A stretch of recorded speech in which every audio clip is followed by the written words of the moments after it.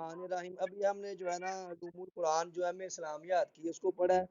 مقاسمہ اور نصاب میں جو تین کتب ہے اس کو بیان کیا ہے. الفوز الکبیر اور علوم القرآن اور رسالہ فی اصول تفسیر امام ابن تیمیہ کا ہے. اس کے بعد مقاسمہ کی تعریف پڑھی ہے کہ بحث مباحثہ کرنا، جھگڑا کرنا، یعنی فرقہ باطلہ یا مذاہب باطلہ کا جو اعتراضات ہیں اسلام پر، ان کے شکوک و شبہات کو دور کرنا اور ان کو دلائل اور جو ہے نا دلائل سے ان کی بات کا رد کرنا. تو آگے ہم پڑھیں گے جی منافق کی دو اقسام کون سی ہیں. منافق کی دو اقسام کون سی ہیں؟ اعتقادی منافق کسے کہتے ہیں؟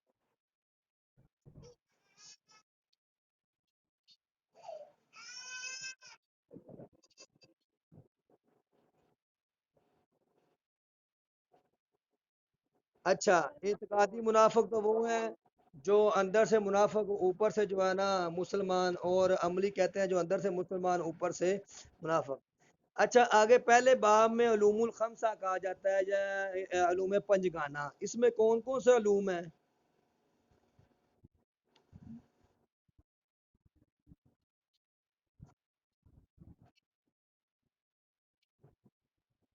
ٹھیک ہے، اس میں پانچ ہیں جی: علم الحکام، مخاصمہ، تذکیر بھی اعلیٰ اللہ بھی ایام اللہ، اور تذکیر موت بعد الموت. اچھا، آپ یہاں پر بتائیں ایام اللہ سے کیا مراد ہے؟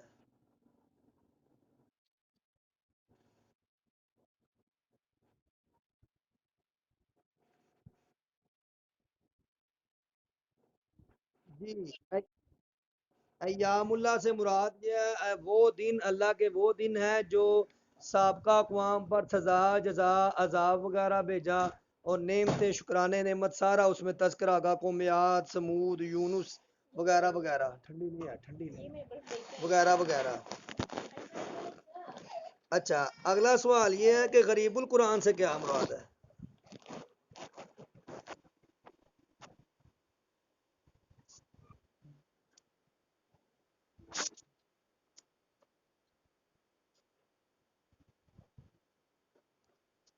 جی ساری یہی ہیں. ایت الکرسی ہے، ایسے واقعات جو ایک بار بیان کیے گئے ہیں نا. اور جیسے متعلقہ کی عدت کے بارے میں تھوڑا ہے، اور موسیٰ علیہ السلام کا واقعہ، خضر کا واقعہ. تو اس میں چند جو چیزیں ہیں. اچھا، غریب القرآن میں جو سب سے مشہور شرح کس کی مانی جائے گی، یعنی جو تفسیر مانی جائے گی؟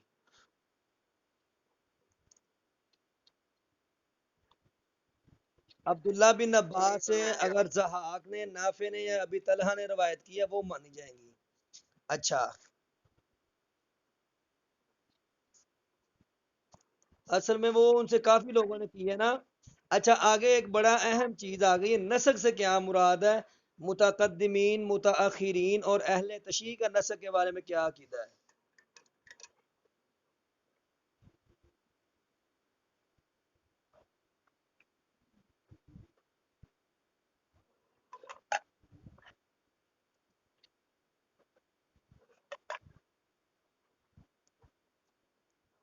جی، ایک حکم شرعی کو مکمل طور پر کسی دوسرے حکم شرعی کے ساتھ ختم کرنا. اور متقدمین متاخرین کا کیا اختلاف ہے تعریف میں؟ وہ کیا کہتے ہیں، متقدمین کیا کہتے ہیں؟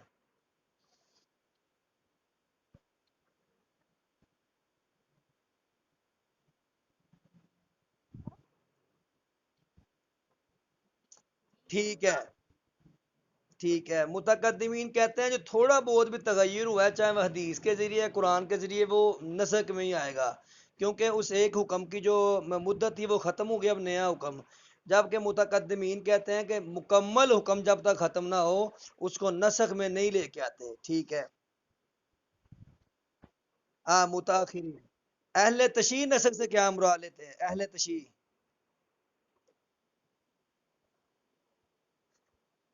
اہل تشیع و نسخ سے کیا مراد لیتے ہیں؟ نہیں پتا. اصل میں یہ کہتے ہیں یہ نسخ مسخ کچھ نہیں ہے، بلکہ یہ اللہ معاف کرے ان کا جو عقیدہ ہے بدا، اس کی وجہ سے کچھ ان پر جو کفر کے احکامات لگتے ہیں. وہ یہ ہے کہ یہ کہتے ہیں ایک حکم اللہ نے دیا، تو نعوذ باللہ من ذالک، اللہ کو جو ہے نا اس کے جو دوسرا حکم دینا تھا اس کے بارے میں پتہ نہیں تھا. جب اس کے بارے میں پتہ چلا تو پھر اللہ نے دوسرا حکم دیا ہے. اس کو وہ عقیدہ بدا کہتے ہیں. یعنی ایک چیز پہلے یاد نہیں تھی، اس کی افادیت جب یاد آ گئی ہیں تو وہ دوبارہ نیا حکم، اس کو عقیدہ بدا کہتے ہیں.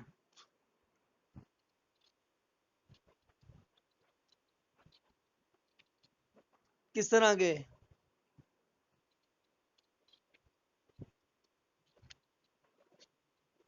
یہودی بھی ایسا نظریہ رکھتے ہیں، مستشرق بھی یہی کہتے ہیں.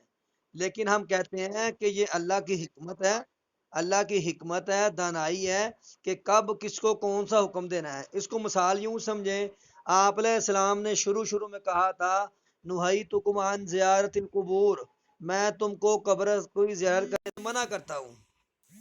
ٹھیک ہے، میں تم کو یار سوچ لائی بڑھتا جلدی ذرا، میں تم کو قبروں کی زیارت سے منع کرتا ہوں. لیکن کچھ عرصہ گزر گیا تو آپ علیہ السلام نے خود فرمایا کہ اب قبروں کی زیارت کیا کرو، لیکن وہ اشباع تھا پہلے کہ جو ان عادات اور اتوار کو ختم کرنا. تو یہ ہے. نسک کے بارے میں مالکیوں کا کیا موقف ہے؟ نسک کے بارے میں کیا؟ اچھا، کل ہم نے وہ پڑھا تھا کہ چار اقسام ہے: نسخ قرآن بالقرآن، نسخ سننا بھی سننا، نسخ سننا بالقرآن، نسخ قرآن بھی سننا. مالکی کہتے ہیں نسخ سننا بالقرآن اور نسخ قرآن بھی سننا بالکل جائز نہیں ہے. کیوں نہ کہ ایک چیز جو قرآن اعلیٰ ہے اور سنت اس کے دوسرا درجہ ہے، تو وہ دوسرے درجے والی چیز پہلے بڑے درجے کو کیسے ختم کر سکتے ہیں؟ ہم اس کو نہیں مانتے. ٹھیک ہے، یہ وہ کہتے ہیں نسخ سننا بالقرآن، نسخ قرآن بھی نہ سننا جائز نہیں. لیکن جو پہلی دو صورتیں نا، قرآن قرآن سے، سنت سنت سے، وہ جائز ہے. جبکہ شوافے کہتے ہیں نسخ قرآن بھی سننا یہ جائز نہیں، یعنی قرآن کو نسخ کرنا سنت کے ذریعے وہ جائز نہیں ہے. اچھا، آگے یہاں پر مجھے بتائیں محکم اور متشابہ آیات سے کیا مراد ہے؟ پہلے ان کی تعریف کریں، پھر اس کے جو ہے نا اصطلاحی تعریف کریں.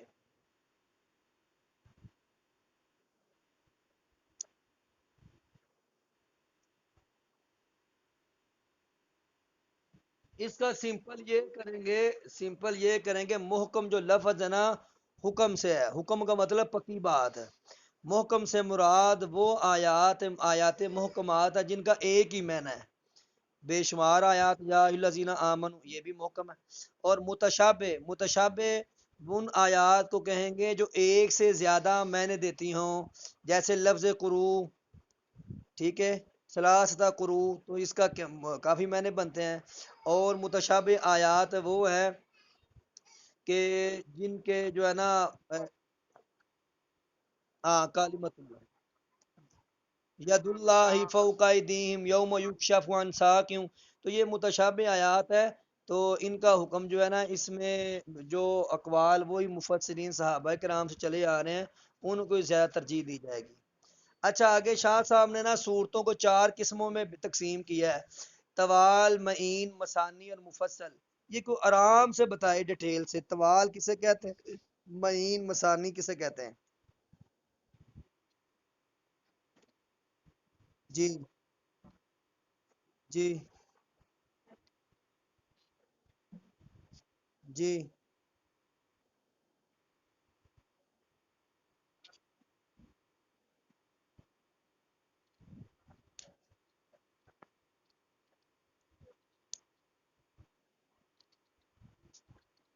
جی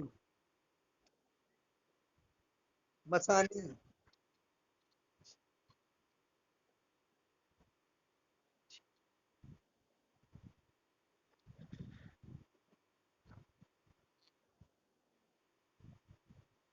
جی، یہ جو ہے نا طوال، معین، مثانی، مفصل، یہ تو آپ نے سن لیا. طوال سورہ توبہ تک ہے. مثانی اس کے بعد جو ہے نا 26 وہ صورتیں ہیں جن کی آیات 100 سے اوپر ہیں، 200 سے کم ہے. مثانی کہتے ہیں جن کی آیات 100 سے کم ہے اور وہ 15 ہیں. اور اس کو ہم کریں گے 15 اور 26 41 ہو جائیں گی، اور 41 8 اور 9 اس کو کر کے تو باقی ساری میں جو آئیں گی نا وہ اس کو کہیں گے مفصل. مفصل کی تین قسمیں ہیں: طوال، طوال، اوسط اور قصار. کا سورہ زاریہ سے لے کے مرسلات تک، مرسلات سے بینہ، بینہ سے آخر تک، یہ تین قسمیں بن جائیں گی. اچھا، اگلا سوال یہ ہے: تکرار مضامین کیوں ہیں؟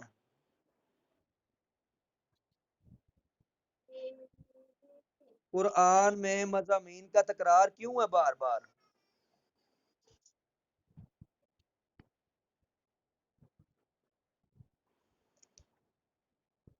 اور کوئی؟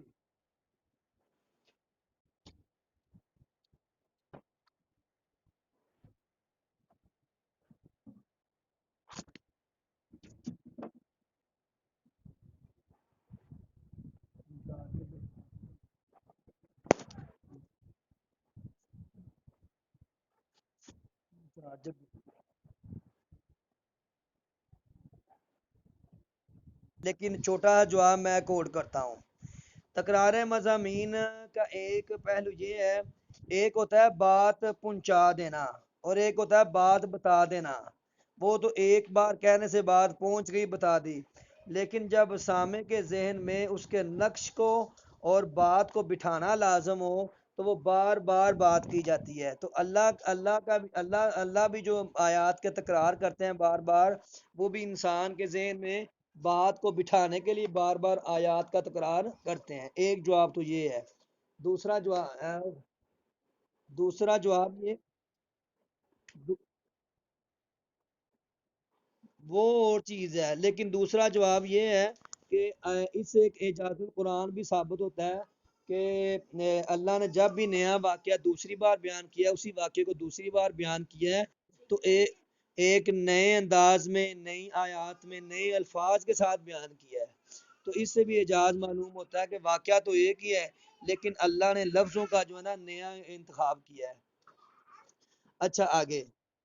اوزان وقوفی کسے کہتے ہیں؟ اس کی بنیاد کس نے رکھی تھی؟ اور اس کی جو بنیاد کس چیز پر رکھی گئی ہے؟ اوزان وقوفی یعنی وقف کی علامات ہیں جو.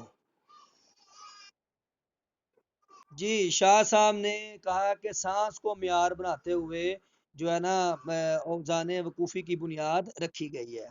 ٹھیک ہے. اعجاز القرآن کی مثال کی قرآن سے دیں آپ.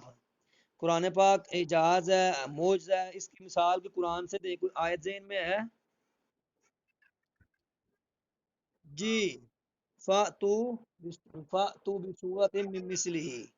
اور ایک یہ بھی کل لائن اجتماعات الانس والجن. ٹھیک ہے، سارے جن اور انس اکٹھے بھی ہو جائیں، یہ بھی ہو سکتی ہے، وہ بھی ہو سکتا ہے، کوئی بھی آیت آپ ذہن نشین کر سکتے ہیں. آگے ہمارا ایک ٹاپک چلتا ہے جی، تفسیر اور تعویل. تفسیر کا معنی کیا ہے اور اصطلاحی اور لغوی معنی کیا ہے تفسیر کا؟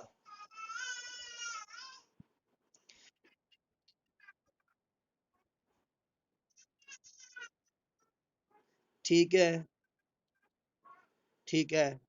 اور اصطلاح میں کہتے ہیں؟ جی، فسرا یفسر تفسیرا. اس کا مطلب ہے وضاحت کرنا، کھولنا، ظاہر کرنا، تشریح کرنا. اور اصطلاح میں کہتے ہیں قرآن مقدس کے الفاظ کی وضاحت کرنا، ان کے معانی اور مطالب کو کھولنا. اور یہ ایک اور بات سن لیں کہ یہ باب تفعیل سے ہے، اور باب تفعیل کا خاصیت یہ ہے کہ اس میں وضاحت کا مادہ پایا جاتا ہے. اس میں وضاحت کا مادہ یہ نہ پائے. اس میں وضاحت کا مادہ پایا جاتا ہے. آگے باب تفعیل. یہ بھی تفعیل سے تعویل بھی ہے. آپ تعویل کا معنی بتائیں اور اصطلاحی تعریف بتلائیں.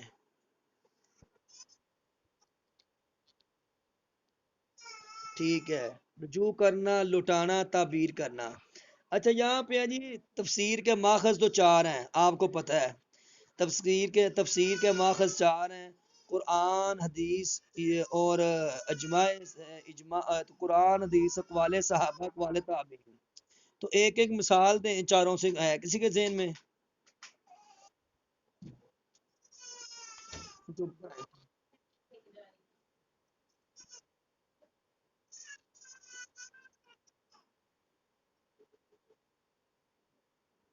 سمپل یہ سمجھیں اہدنا الصراط المستقیم صراط الذین انعمت علیہم، اللہ نے انعام کا ذکر کیا ہے، کن لوگوں انعام ہوا، تو وہ آگے 5ویں سپارے میں آتا ہے، وَمَن يُطِعِ اللَّهَ وَالرَّسُولَ فَأُولَٰئِكَ مَعَ الَّذِينَ أَنْعَمَ اللَّهُ عَلَيْهِمْ، وہ آیت ہے۔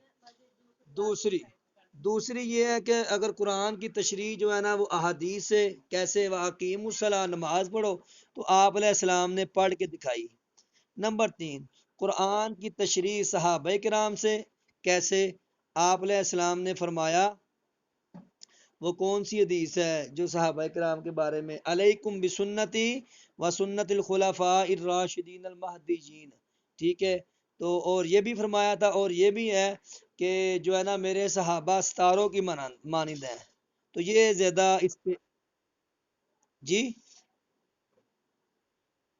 ہاں، اصحابی کا نجوم، ہاں اصحابی کا نجوم فبتدیتم، یہ آیت جو ہے نا صحابہ کرام کی تفسیر پر، اور آگے آئے گی بات اس کی تابعین کے اقوال کی، تو وہ آپ کے سامنے ہے، خیر القرون کرنی ثم الذین یلونہم ثم الذین یلونہم، بہترین زمانہ کون سا ہے، میرے والا، پھر میرے ساتھ جو ہے، پھر میرے ان کے ساتھ جو ہیں، تو یہ چاروں دلیلیں جو ہے نا اس پہ ہیں، قرآن، حدیث، اقوال صحابہ اور اقوال تابعین پہ۔ یہ تو ہو جائے گی تفسیر بالمعصور، اور تفسیر بھی رائے، اس میں کیا ہوگا بعد میں جو ہے نا مفسر اپنی بھی تعویلیں اس میں کریں گے۔ اچھا یہ بات ہوگی یہاں پر، آپ نے تعویل بھی پڑھ لیا، تفسیر بھی پڑھ لی، تعویل کسے کہتے ہیں یہ بھی مثالیں ہوگی۔ الدر منصور، معالم التنظیر، جامع البیان، تفسیر ابن کثیر، ان کے مؤلفین کون ہیں وہ بتائیں ذرا۔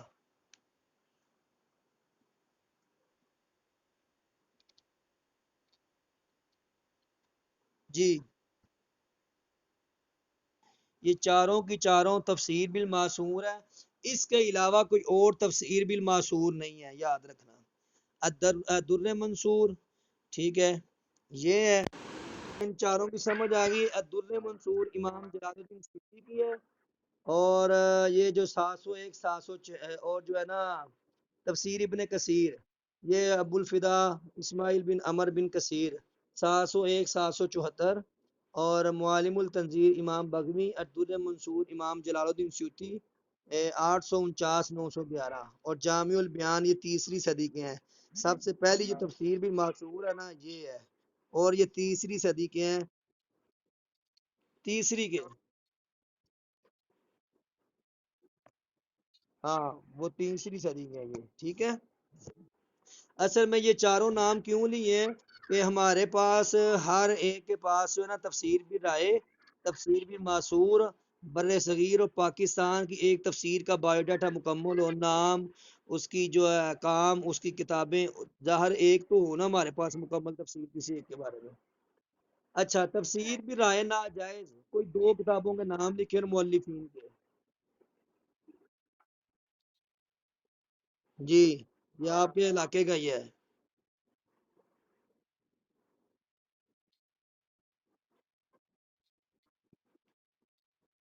جی، اور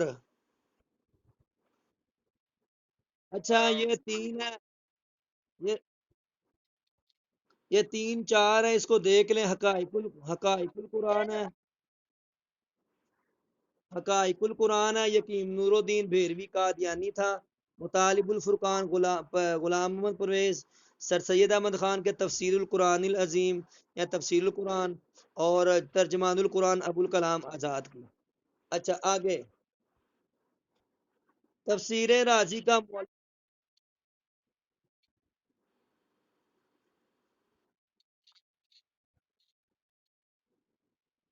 نہیں اس میں نہیں ہے وہ اس میں نہیں، اس میں نہیں ہے وہ، منہ سے نکلا۔ حکیم نور الدین بھیروی سرگودا کے رہنے والے تھے، قادیانی، یہ مرزے کا پہلا خلیفہ ہے غالباً۔ اچھا آگے، تفسیر رازی کا مؤلف کون ہے، اس کو کتنے بندوں نے تالیف کیا ہے؟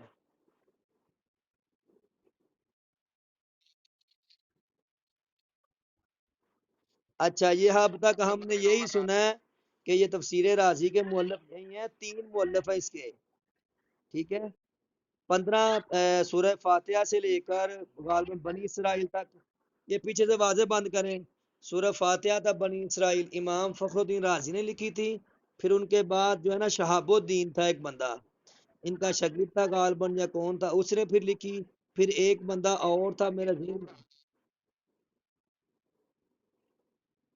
پھر ایک بندہ اور تھا، تین بندے تھے اس میں، لیکن امام راضی کا نام زیادہ ہے۔ اچھا، روح المعانی کا اصل نام کیا ہے اور یہ کس صدی کی تفسیر ہے؟ روح المعانی کا پورا نام کیا ہے؟ نہیں، فتح المنان تو عبدالحق حقانی کی ہے۔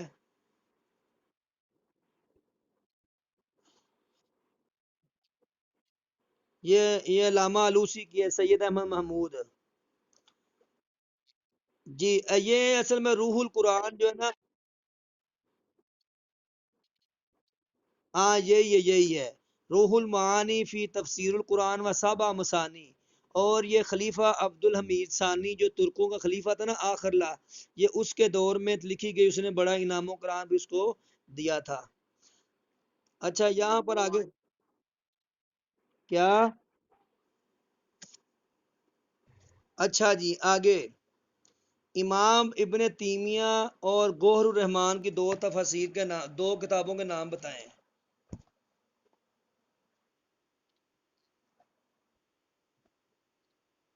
علوم القرآن، اور دوسری اسلامی سیاست۔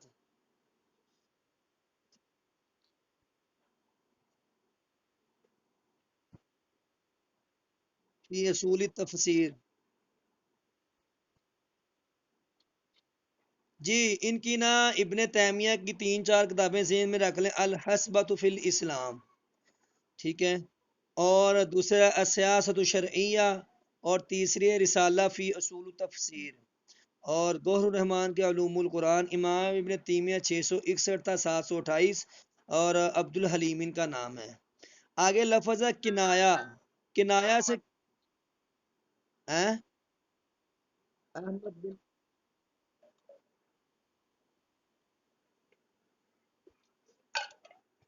کنایا سے کیا مراد ہے؟ کنایا، کن- کنایا کہتے ہیں کہ ایسے لفظ استعمال کرنا جس کا عمومی طور پر معنی سمجھ نہ آئے، لیکن سننے والے کو غور و فکر کرنے سے سمجھ آ جائے۔ اور تاریخ سے کیا مراد ہے؟ تاریخ، ہاں، کیا کرنا؟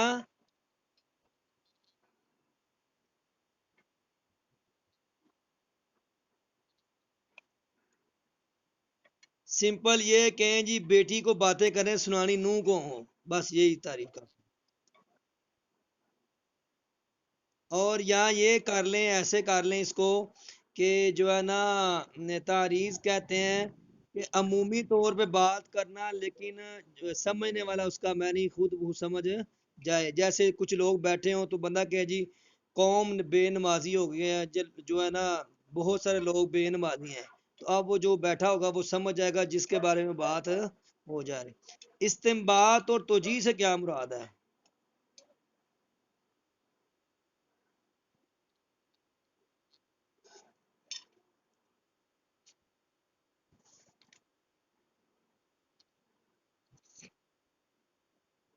آپ نا مدرسے میں پڑھاتے ہو، تعریف پوری کیا کرو عبید بھائی۔ اصل میں استنباط کہتے ہیں قرآن اور حدیث سے جو ہے نا مسائل کو اخذ کرنا، ٹھیک ہے، مسائل شرعیہ کا استنباط کرنا، اور توجیہ کہتے ہیں کہ مشکل الفاظ یا متشابہ الفاظ میں سے کسی ایک لفظ کو جو ہے نا توجیہ بیان کر کے اس کو کیا کرنا؟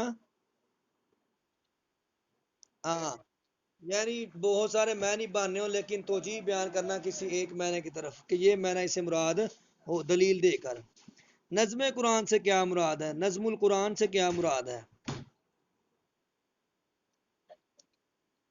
جی جی،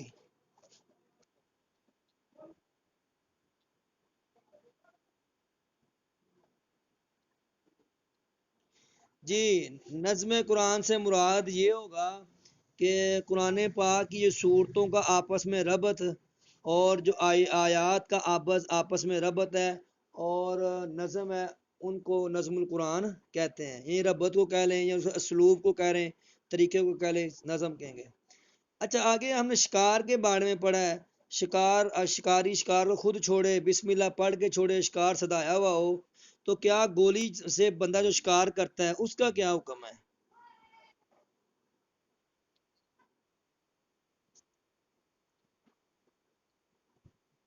ہاں.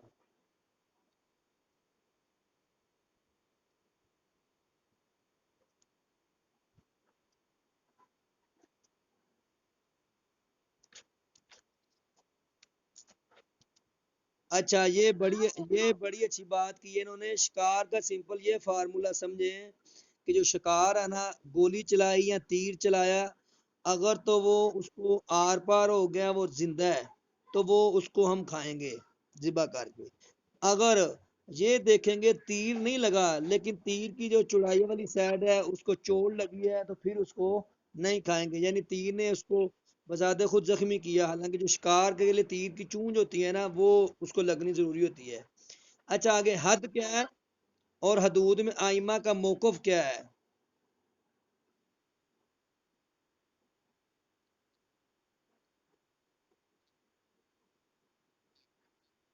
ٹھیک ہے.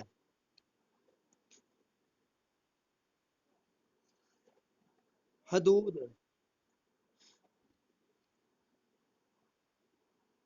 قرآن اور حدیث میں جو اللہ نے قائم کردہ حدود بتلائی ہیں، اور ان کو جو کراس کرے گا اس پر جو سزائیں بتائی ہیں، ان سزاؤں کو حدود کہتے ہیں.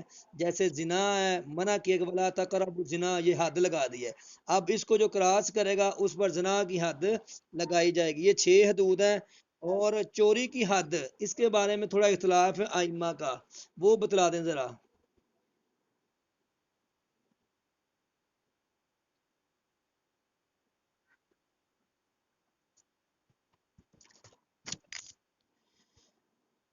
بٹ صاحب ایڈا وڈا تہاڈا ماشاءاللہ سسٹم ہے، جسم ہے تے آواز کڈو تھوڑی جی.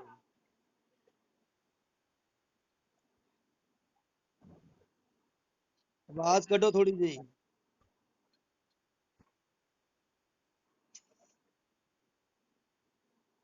بٹ صاحب تھوڑا اونچا بولو.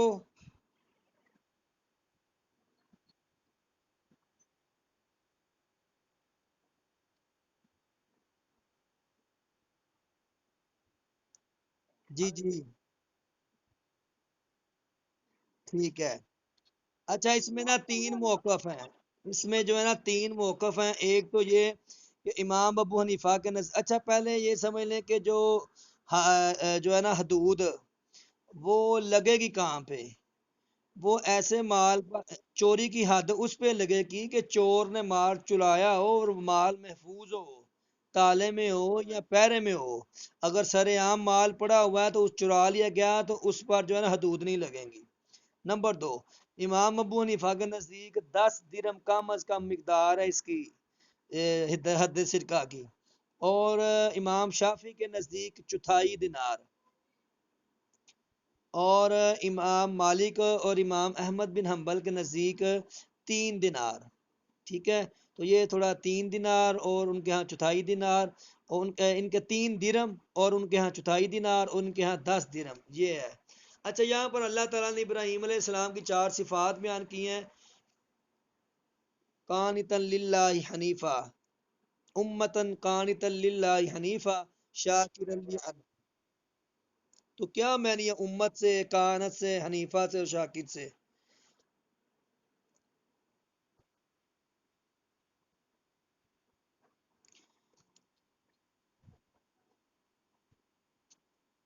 ٹھیک ہے، بڑا پیارا ماشاءاللہ. ابراہیم علیہ السلام اکیلے کو امت کہا گیا ہے. امت اس لیے کہا گیا ہے کہ جو لوگ اجتماعی طور پر بہت زیادہ کام کر سکتے تھے، ان اکیلے نے ابراہیم علیہ السلام نے وہ کام کیا، اس لیے وہ اپنی ذات میں ایک امت کا کردار رکھتے ہیں. کانت، کانت کہتے ہیں عاجزی کرنے والے کو. اور اتنا بڑا کام کرنے کے بعد ان کے اندر عاجزی انکساری بھی بہت زیادہ تھی۔ حنیفہ کہتے ہیں یکسو ہو کر، شرک سے بیزار ہونا، یکسو ہونا، ٹھیک ہے۔ اس لیے ہمیں بھی جو ہے نا ابراہیم علیہ السلام کو وہ آیا نا، ما کان ابراہیم یہودی ولا نصرانی ولکن کان حنیفہ مسلمات، تو وہ سیدھے سادھے مسلمان تھے۔ تو شاکرن یعنی یہ ساری نعمتیں ملی تو شاکرن لانعمہ اجتباہ، تو وہ شکر کرنے والے تھے ان نعمتوں پر۔ تو یہ چار صفات ابراہیم علیہ السلام کی جو ہے نا بیان کی گئی ہیں۔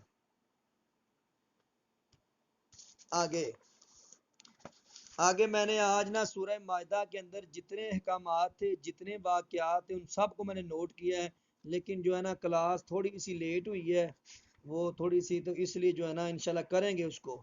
آگے بتائیں فحشاء اور منکر سے کیا مراد ہے؟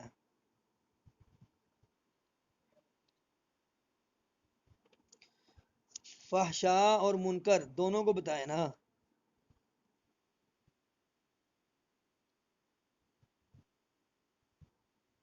وہ برائی کو، فحشاء بے حیائی کو، اور منکر برائی کو کہا جاتا ہے۔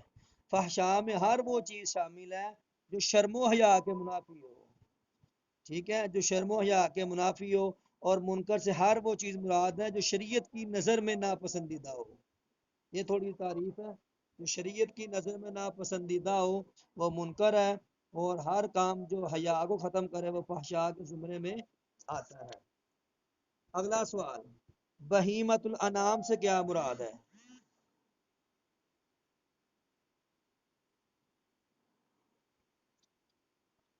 بہیمت الانام سے مراد ہے غیر ذوی العقول چپائے۔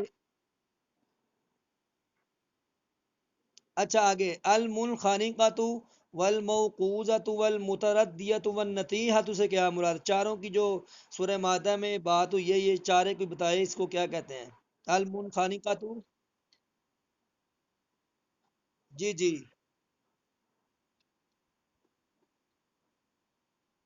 جی، نہیں نہیں، متردیہ، متردیہ گر کر۔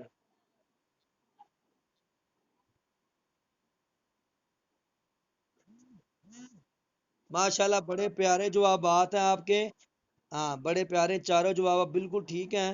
منخانی کا تو گلا گھونٹ کر مرنا، اور موقوذہ تو کہتے ہیں کہ ایسی چیز کے ساتھ اس کو مارنا جس کے ایسی چیز کے ساتھ جانور مرے جس کے ساتھ عمومی طور پر مارا نہیں جاتا، یعنی پتھر کے ذریعے، بڑی سیل کے ذریعے، ٹھیک ہے۔ متردیا گر کر مرے، چھت پہ باندھا ہوا ہے گر گیا ہے، پہاڑی کے اوپر ہے نیچے گر گیا ہے، تو متردیا۔ ونتیحتو جانور آپس میں لڑ پڑے ہیں اور سینگ ان کو مارا گیا ہے، تو اس کو یہ چارے قسمیں بیان کی گئی۔ آپ بتائیں سورہ مائدہ میں جو حرمت علیکم المیتۃ والدم ولحم الخنزیر وما اہل لغیر اللہ بھی، یہ ٹوٹل کتنی قسم کے جانوروں کو حرام قرار دیا گیا ہے؟ 11 کے 9؟ یہ 9 ہیں، وہ دو آگے اور ہیں، ہاں وہ اور ہیں، وہ جانور ہیں جو حلال تو ہیں لیکن ذبح کرنے کی وجہ سے حرام ہوئے ہیں۔ وما ذبح علی النصب وان تستقسموا الازلام، ٹھیک ہے، تو وہ دو علیحدہ ہیں۔ سال کا سب سے بڑا دن یا سید الایام کون سا ہے؟ سال کا، ہفتے کا نہیں، سال کا۔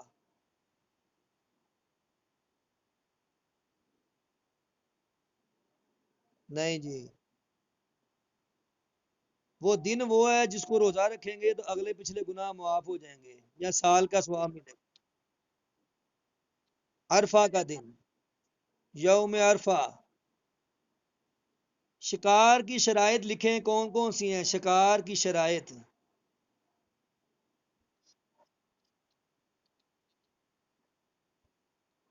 جی، اور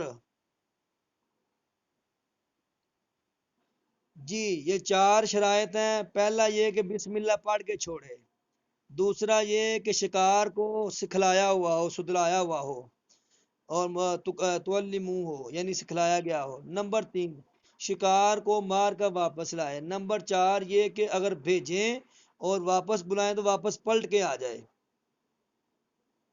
اچھا آپ نے دیکھا ہوگا یہ گواہی کہتے ہیں کسی چیز کے بندے کا جو کام ہو اس کو گواہی دینا، شہادت دینا۔ کیا آج کل یہ 2 نمبر ڈگریاں سرٹیفکیٹ یہ 2 نمبر چیزیں ہم نمبر لگا کے بھیج دیتے ہیں، کیا یہ گواہی کے زمرے میں نہیں آتے؟ کس طرح؟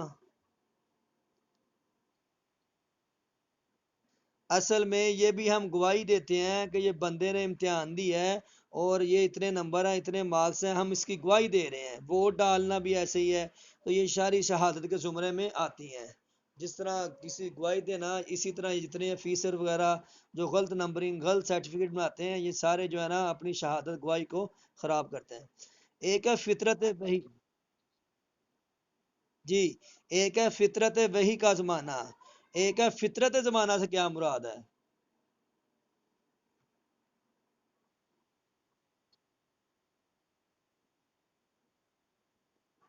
جی جی یہی ہے، کہاں سے پڑھا آپ نے؟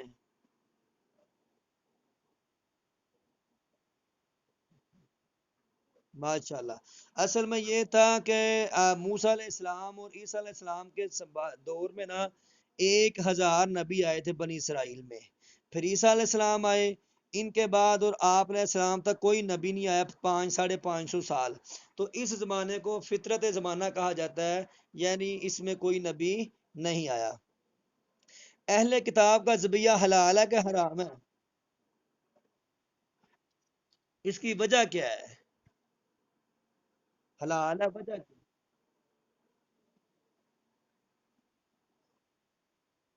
نہیں، وہ تو تثلیث کو مانتے ہیں عیسائی، 3 خداؤں کو مانتے ہیں، تو پھر وہ اللہ کے نام پہ کیسے ذبح کرتے ہیں؟ وہ کہیں جی جو بسم اللہ عیسیٰ موسیٰ یا زکریا، ٹھیک ہے، تو پھر وہ اللہ کے نام پہ کر رہے ہیں؟ جی ہے کسی کے پاس جواب؟ اچھا یہ جواب یہ دیکھیں، یہ جتنی بھی سورہ معاہدہ میں اللہ تعالیٰ نے حرام کردہ چیزیں بتلائی ہیں نا، تو اہل کتاب بھی ان کو ایسے ہی حرام مانتے ہیں۔ مثلا وہ بھی مردار نہیں کھاتے، وہ بھی جو ہے نا ان کو مردہ جانور یا غلیظ جانور نہیں کھاتے، اگرچہ انہوں نے سود خود انہوں نے تحریف کیا ہوا ہے۔ سود خود نجس العین ہے، اس لیے وہ سابقہ تمام امتوں میں وہ حرام رہا ہے۔ تو اسی لیے اس مناسبت سے کہ جس طرح ہم لوگ ان مردار جانوروں کو اور جو جانور حرام ہے طبی طور پر حرام ہے ان کو نہیں کھاتے، تو اہل کتاب کے ہاں بھی وہ حرام ہے اور ناپسندیدہ کرتے ہیں، تو اس لیے ان کا اہل کتاب کا کھانا حلال ہوگا، کیوں نہ کہ انہوں نے جو جانور ذبح کیا ہوگا وہ اسی طریقے پر کیا ہوگا۔ تو یہ ایک وجہ معارف القرآن میں لکھی ہے، اگرچہ شاید کسی نے اور بھی پڑھی ہو۔ اچھا آپ نے سنا ہوگا،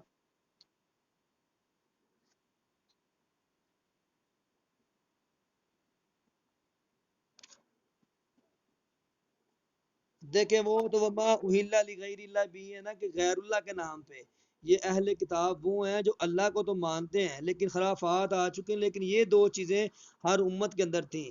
باقی وہ علوم القرآن سے کوئی استفادہ کرنا چاہے، یہود و نصارہ،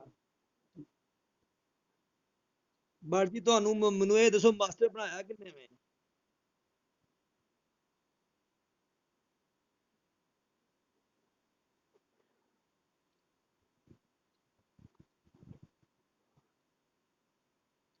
جی جی جی جی ایسے ہی ہے۔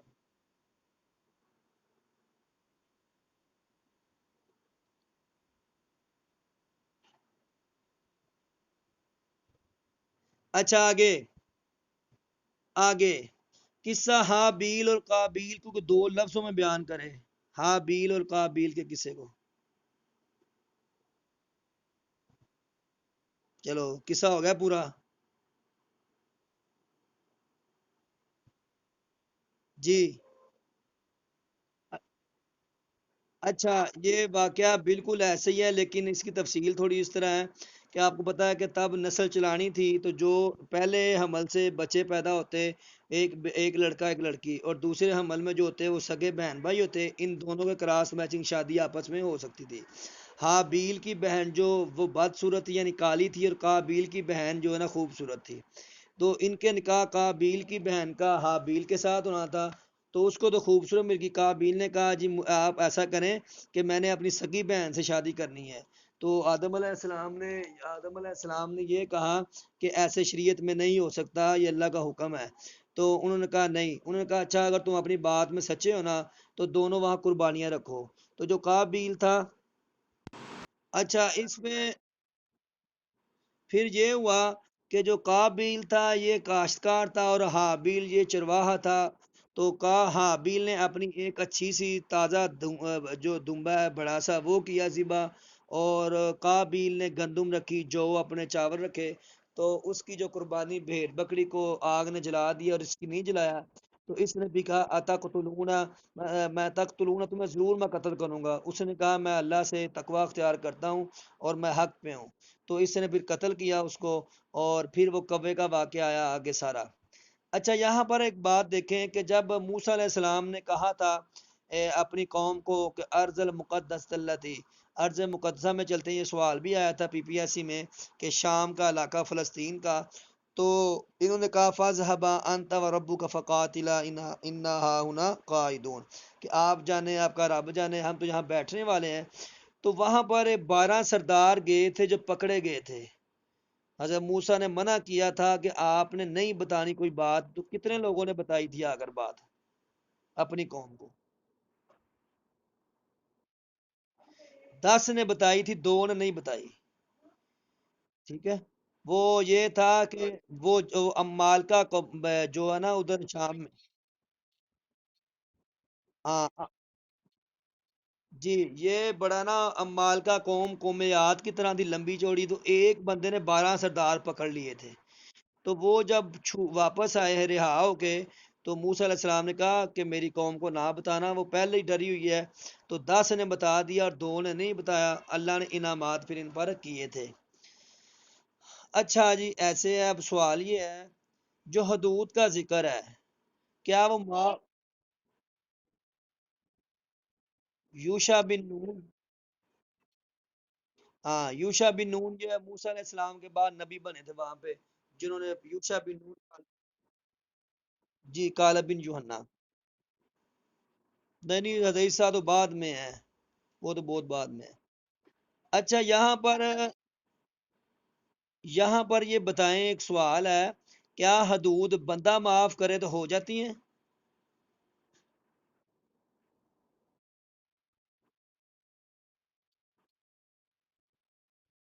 میری بات سنیں نا، میری کس نے چوری کی ہے؟ میری چوری کی ہے کسی نے، میری چوری کی ہے کسی نے، تو میں چوری معاف کر دیتا ہوں، تو کیا وہ اس کا بدلہ ہوگا کہ نہیں ہوگا؟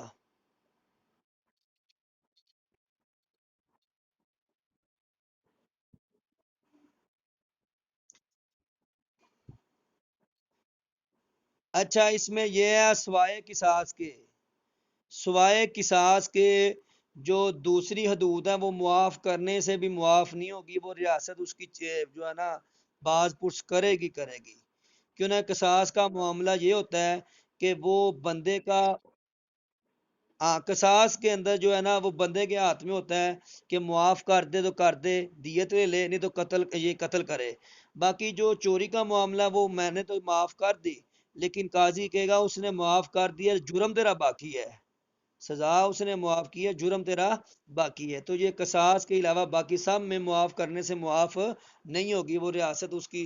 آج بھی آپ دیکھیں بہت ساری چیزیں ہیں جس میں ریاست خود مدعی بن جاتی ہے، ٹھیک ہے، تو وہ ان کا تعلق اس چیز کے ساتھ ہوتا ہے۔ اچھا اقالون السحت سے کیا مراد ہے؟ رشوت، رشوت کھاتے ہیں، حرام کھاتے ہیں، اور یہودی مراد ہے اس سے۔ آپ علیہ السلام کے دور میں کتنے قبائل مرتد ہو گئے تھے؟ آپ صلی اللہ علیہ وسلم کے حیاتی میں کتنے قبائل مرتد ہوئے تھے؟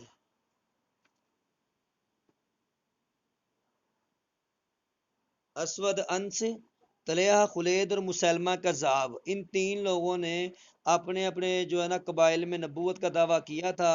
اور اسود انسی تو جب آپ کی وفات ہوئی تھی جس دن اس رات یہ قتل ہو گیا تھا، لیکن خبر بعد میں مدینے آئی تھی، جبکہ مسلمہ کذاب نے تو آپ کا جو سفیر کیا تھا اس کو شہید بھی کیا تھا، اس کا نام کیا تھا؟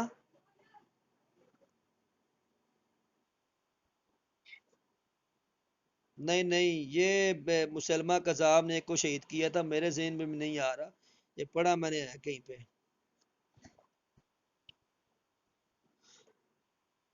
یمن کا علاقہ قبیلہ بنو حنیفہ۔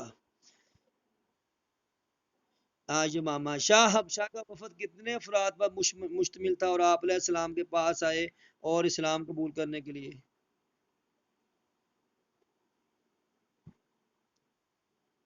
70 افراد پر مشتمل تھا یہ، ٹھیک ہے۔ قسم، اس کی اقسام اور کفارہ کیا ہے؟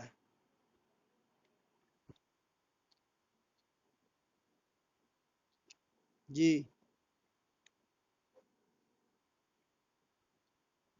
جی جی۔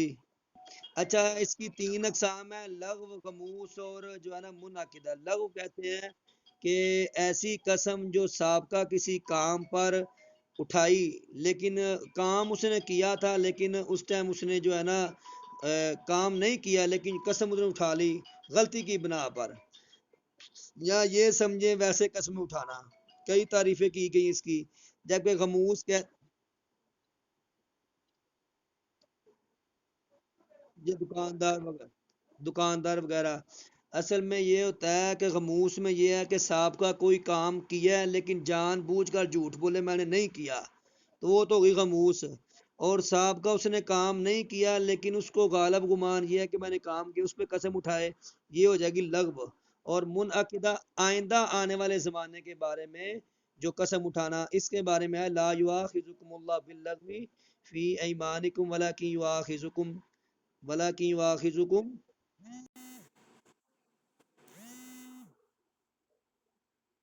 آگے،